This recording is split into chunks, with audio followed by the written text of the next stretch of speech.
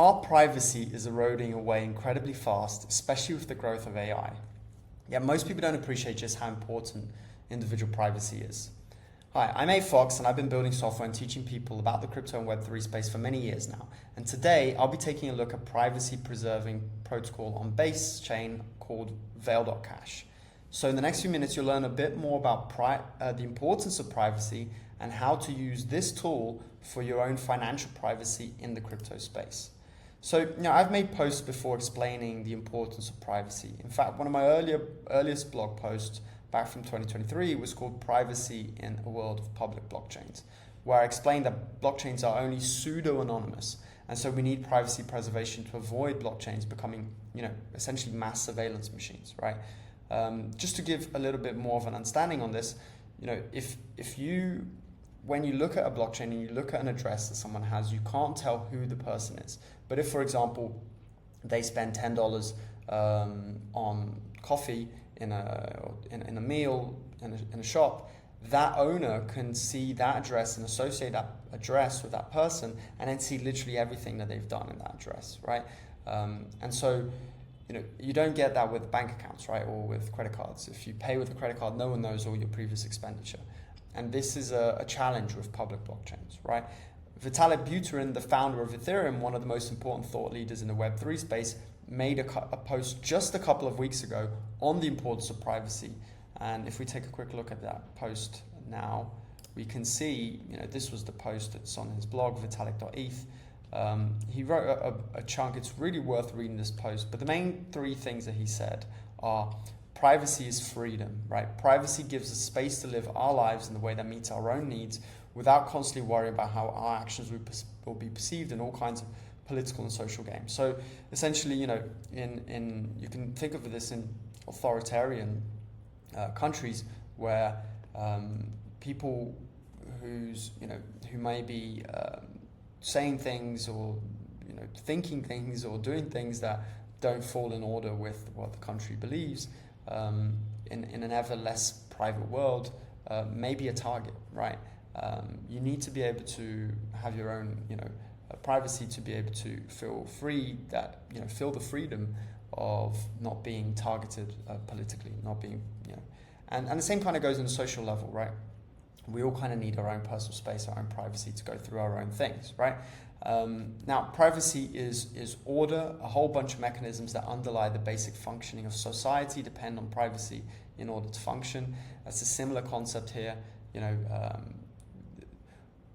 Human beings have all sorts of different thoughts and different ways of looking at things. And if someone could read your mind, you'd lose that privacy. Just as an extreme example, but maybe it's not even that extreme with the speed at which AI and technology is moving, right? In a sort of dystopian world, you can imagine a Minority Report-esque situation where you can't even necessarily think things without being, chased by some sort of authority or some group, right? That's extreme, but the point here still lies that, privacy is essential just for the way things work.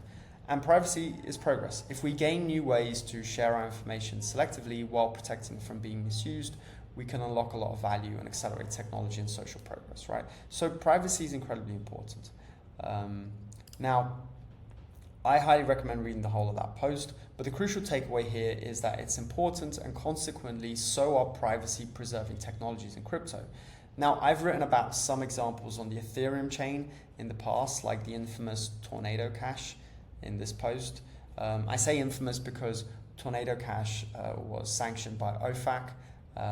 They've actually reversed that now, thankfully, but essentially it was used by bad actors, specifically the Lazarus Group, which is a North Korean hacking group that used it to launder funds. Now, I do not condone laundering funds in any way, but as a kind of hypothetical example, if you have a kitchen knife and someone goes and uses it for bad things, should we ban all kitchen knives? Well, that doesn't seem reasonable, right? And privacy is incredibly important. So just because someone's used it for a bad use case doesn't mean most people will use it for bad use cases. There's something very important in how public blockchains work, which is that if you have, as I was saying earlier, if you have $10 that you spend on a meal in a shop, you should be able to still, have the rest of your money and your transaction not be visible by the shop owner. And a simple way to achieve this is through, the likes of Tornado.Cash, and as we'll see, Veil.Cash, which is to just split up money into different addresses without there being a clear history between those addresses. So if you, have $1,000 here, you could send $100 into this address, and then this address can spend that money at the coffee shop, at the other shop, without them knowing the whole history of this address, right? Because you split the history between these addresses, right? That's how Veil.Cash and Tornado.Cash works, and we'll kind of look at it a little bit further. Umbra.Cash is another one I've also written about that does stealth payments, right? Now, that's a whole different kind of concept, and it's, you can look into it and follow this post if you want to. Today, we're going to be focused predominantly on Veil.Cash. But before I continue, if you want to learn how to grow real lasting wealth through crypto and access over $1,900 worth of courses entirely for free, then click the link in the description below. So to begin, if you want to use Veil.Cash, you need to be on base and need to have ETH. And then what you want to do is you want to open it up. Now, essentially, you can see here how similar Veil.Cash is to Tornado.Cash. We'll take a quick look at that first. The interface is very similar with deposit address, deposit and withdraw functionality on the left-hand side, and statistics about the pools on the right-hand side, right? Deposit and withdraw, statistic about the pools, right? Both systems follow the same fundamental principles with a few key nuances that you'll see below. So the main fundamental way that this works is through pools, and what they know what's called mixing, right? So if you have a pool of money in the middle and you send some money into that pool, and there's a transaction obviously that gets stored on chain for that, but several people send money into that pool, then when some money gets sent out, you can't tell which of those people sent the money in. It could have been any of them, right? The more people here that send in, the more time that goes by, the harder it is to tell who actually sent the money out the other side. Now, Veil.Cash has something that's Tornado.Cash doesn't have, which is it has a differentiation between two pool types. One are public pools that have a deposit limit applied to the total amount deposited per day, and another are verified pools where the deposit limits are applied per address per day. The key thing though is that public pools have different actual amounts that they can work with versus verified pools. So we can just see that here. If we come back here, if you look at public pools, you can have 0.005 ETH or 0.005 ETH, right? Whereas verified pools actually allow for larger amounts. The thing is, verified pools require you to use Coinbase's on-chain verification, which essentially links your wallet with a verified Coinbase wallet.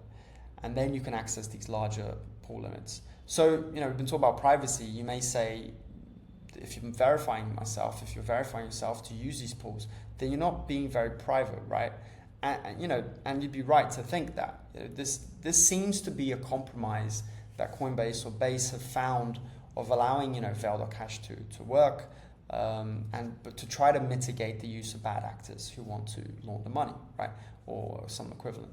The transactions in verified pools on chain will seem anonymous, but they can be traced internally by the Coinbase team to a verified person if they seem to belong to a bad actor. So it doesn't provide full anonymity as you would get with Tornado.Cash, but you do get some anonymity, on chain by splitting up the money on chain as we've discussed, right? And so anyone coming in and just looking can't figure out the who sent what to where, but if authorities need to, they could probably ask Coinbase to try to check out who's using their pools, right?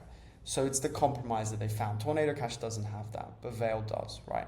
Now, with Veil's public pools, you don't have this at all, right? You can send your money without needing to verify yourself, providing that full anonymity. Yet these pools only allow, smaller amounts as we saw.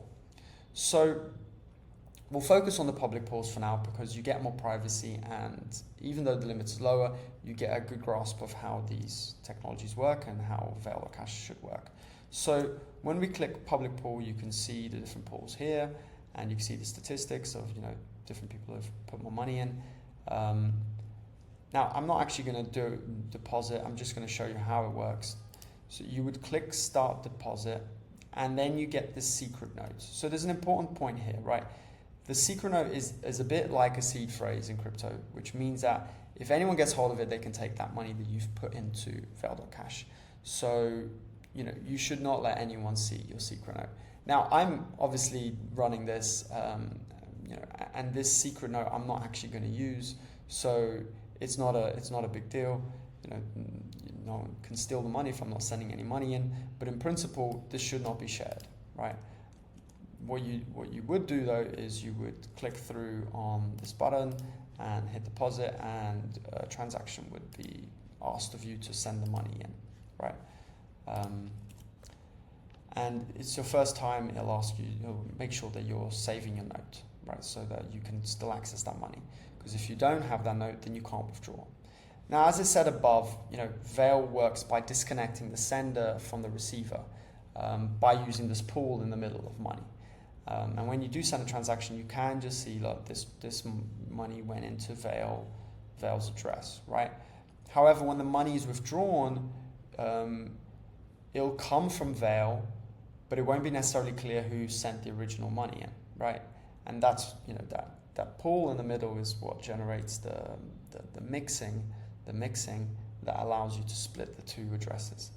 Now, in principle, the larger the gap in time between a deposit and a withdrawal transaction, the more ETH gets mixed with others in the pool, and the more challenging it is for blockchain analysis to connect up a sender and receiver, since the money could be coming from anyone who sent money into that pool, right? Therefore, ideally, you should, once you have put money into Veil, you should wait a good while before you withdraw what you put into the mixing. What do you put into there for the mixing of funds to be effective? If a sender sends 0.005 ETH in and 10 minutes later withdraws, and there's not been any transactions in the pool over the last few days, then it's pretty obvious who the sender and receiver are. The inverse is true. If you've waited a long time and there have been a lot of transactions at that period, it's harder for someone to know to join up the sender and receiver. So the longer you wait before withdrawing, after you deposited, the better, right? This is an example of a secret. Now, if I was to go into here and click withdraw, this one hasn't been used, but what you will get when it has been used is something that looks like this. The secret note will show you some interesting information about your transaction. It will show you when you deposited, which transaction you were, how many transactions have happened since you deposited, and it'll allow you to put up a withdrawal address, right? And on the right hand side, it'll show you information about that pool as well, like how much is in there, how many people have deposited, and your limit left for the day. These are interesting stats and worth taking a look at, right? Now, once you select start withdraw, it generates a proof for you based on that secret that will get put on the chain to return the money to the withdrawal address. And then a new send button will appear, and once you hit that button, the transaction will go through. Just as a quick note, make sure not to use the same address that you sent into to withdraw into, because that just defeats the point, right? The whole point is that you're separating two addresses. So if the sender and the withdrawal are the same address, then it will be obvious that you sent the money in and you send the money back to yourself, right? So there's no severing of a link between the sender and receiver. But yeah, and then once you've done that, success. You'll now get the transaction successfully go through with it showing the money that left Veil. If you were to analyze the blockchain, you would see the money left Veil and went into your address, right? And it wouldn't be clear who was the original sender. So, as I said at the start, privacy is incredibly important and underpins, a functional society. So, I welcome, privacy preserving technologies in Web3, and will continue to share them when I come across them. With this sort of solution here, you can comfortably split wallets without anyone on chain being able to know where the money originally came from, right? And so you've seen how Veil.Cash works and understand the principles of mixing, right, from watching this. But Base also has other privacy preserving solutions like Fluid Key that are more similar to Umbra Cash's stealth addresses, which I mentioned at the start, which I can make a post for in the future. And there's probably other ones that I'm not aware of that I'll come across and probably share with you in the future. So let's keep fighting the just fight and make sure that we have good privacy preserving technologies on chain. And to finalize, if you want to learn how to grow real lasting wealth through crypto and access over $1,900 worth of courses entirely for free, as I said earlier on, then just click the link in the description below and I'll see you there.